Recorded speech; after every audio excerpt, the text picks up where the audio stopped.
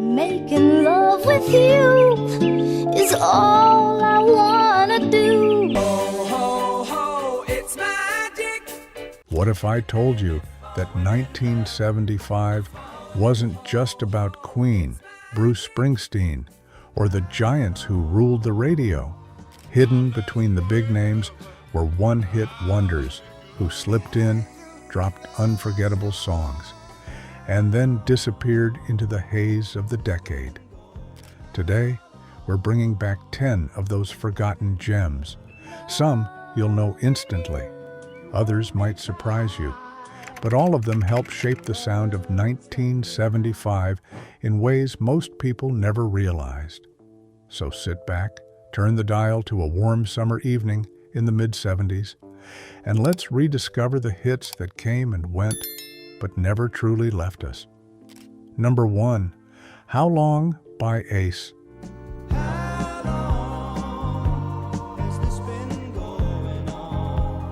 How long has this been going on? You've heard those words 1,000 times, even if the band behind them faded long ago. Ace formed in Sheffield, fronted by a young Paul Carrack, whose smooth, effortless voice completely carried the track. But here's the twist. Despite sounding like a heartbreak anthem, the song wasn't about romance at all. It was about the band's own bassist, secretly rehearsing with another group. Musical betrayal, not emotional heartbreak. Ace recorded the track at Rockfield Studios in Wales, the same studio Queen would soon use to create the legendary Bohemian Rhapsody.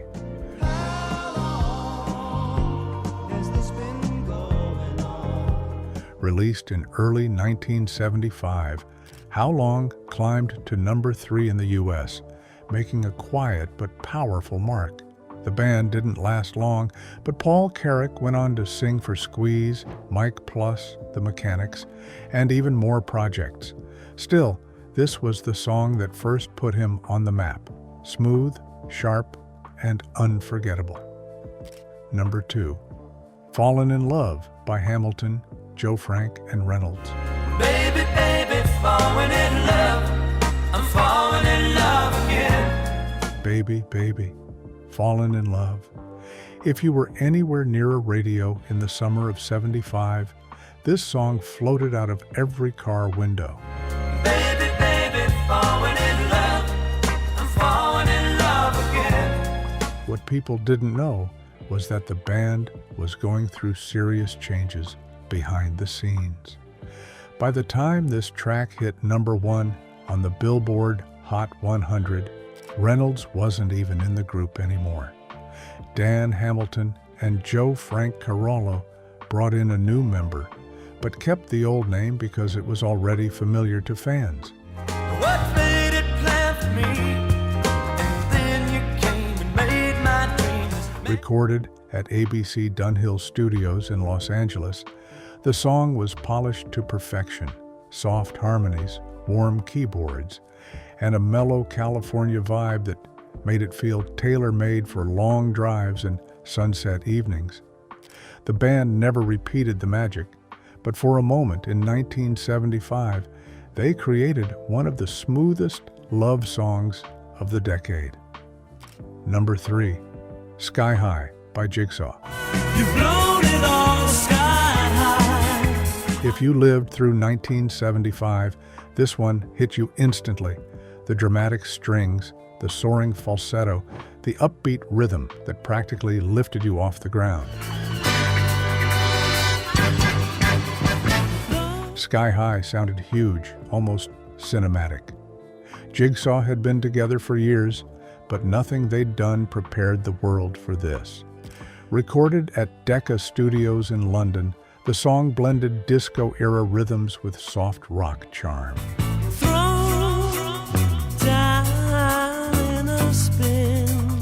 Des Dyer's high-flying vocals carried it to number 3 in the U.S. and into the top 10 across more than a dozen countries. They tried to follow it up, but lightning rarely strikes twice. Still, Sky High remains a blast of pure 70s energy, instantly recognizable from the very first note. Number 4, Lovin' You by Minnie Riperton. Loving you is easy 'cause you Nothing, and I mean nothing, sounded like Lovin' You on the radio in 1975. It floated, it shimmered, and when Minnie Riperton hit those breathtaking high notes, making love with you is all I wanna do. time stopped. The song actually began as a lullaby. Minnie sang to her baby daughter, Maya. Her husband, songwriter Richard Rudolph, helped turn it into a full track. They recorded it at Studio M in Chicago, a modest, quiet space that perfectly matched its delicate, intimate feel. Loving you is The world wasn't ready.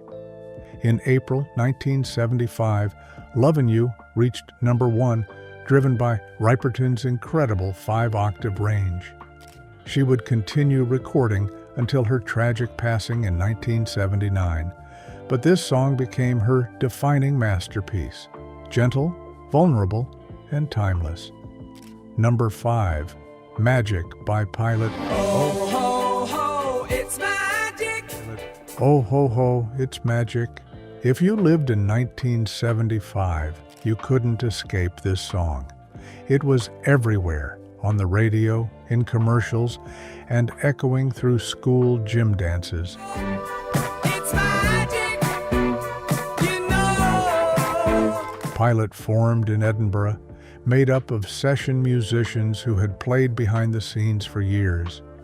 When they finally stepped out front, they delivered this sparkling, upbeat pop classic. Never believe it's not so. Recorded at Abbey Road Studios and produced by Alan Parsons, fresh off working with Pink Floyd, Magic glows with that polished, cinematic production style Parsons was famous for. The band released more music, but shifting trends and weak label support pushed them out of the spotlight. Their name faded, yet the song still plays like the soundtrack to a perfect summer. Before we go on, let me ask you, which of these songs do you remember? Do they take you back to a specific place, or maybe a moment you didn't even know you remembered? Drop your stories in the comments. We're reading every one of them. Number 6, Dream Weaver by Gary Wright. Climbed aboard the Dreamweaver train. Dreamweaver wasn't just a song, it felt like stepping into another dimension, ethereal, airy, almost spiritual. And leave tomorrow behind. Gary Wright had played with Spooky Tooth and contributed to George Harrison's solo albums, but it was a trip to India and a spiritual book he read there that sparked the idea for this hypnotic, introspective track. Climbing high through the starry skies. Back in California, he recorded it at the record plant in Los Angeles, using almost nothing but ARP synthesizers, keyboards, and a drum machine. No guitars, something almost unheard of at the time. There still may be some time. Released in late 1975, Dreamweaver reached number 2 and became a late-night radio staple for decades. It was one of the first pop hits built entirely around synthesizers, paving the way for what the 80s would soon become. Number 7, Love Won't Let Me Wait by Major Harris. 'Cause love won't let me wait. If you were looking for the smoothest slow jam of the summer of '75, this was it. Soft strings, warm horns, a falsetto that felt like silk. You hold me tight, and love's got me high. Before going solo, Major Harris had been part of the Delphonics, one of the original Philly soul groups.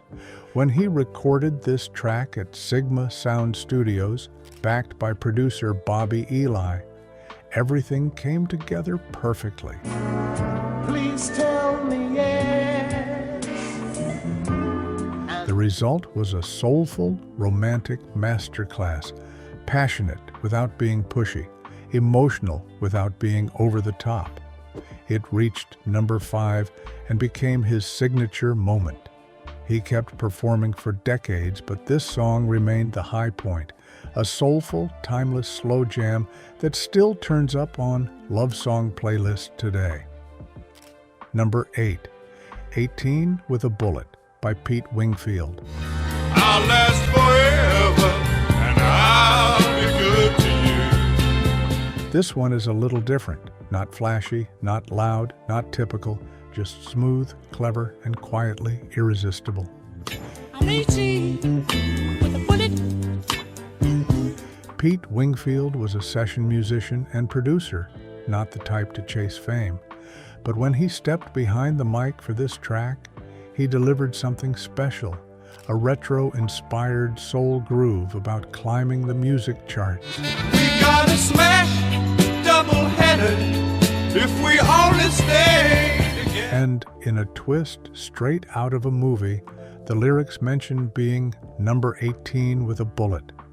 And that's exactly where the song peaked on the Billboard Hot 100. Wingfield never chased pop stardom again. He went right back to producing for other artists. But this quirky hit still stands as one of the coolest one-offs of the decade. Number 9, Poetry Man by Phoebe Snow.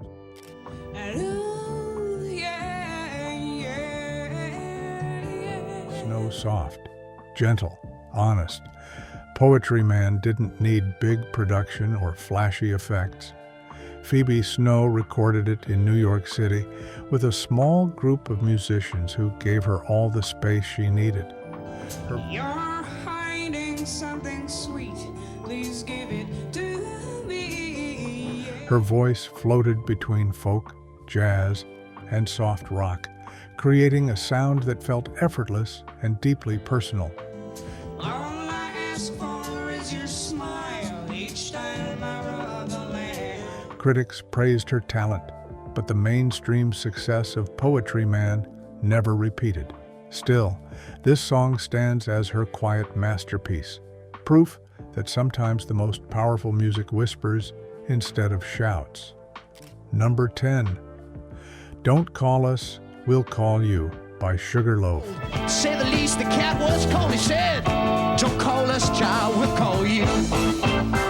Sugarloaf had already scored one big hit 5 years earlier with Green-Eyed Lady. But in 1975, they came back swinging with a song aimed directly at the record industry. We got a hit and we toured a bit with the song he said he couldn't use. Don't Call Us, We'll Call You was a sarcastic jab at Columbia Records, who had brushed the band off. Rather than play it safe, Sugarloaf turned rejection into fuel. And now he calls, begs and crawls, it's telephone deja vu.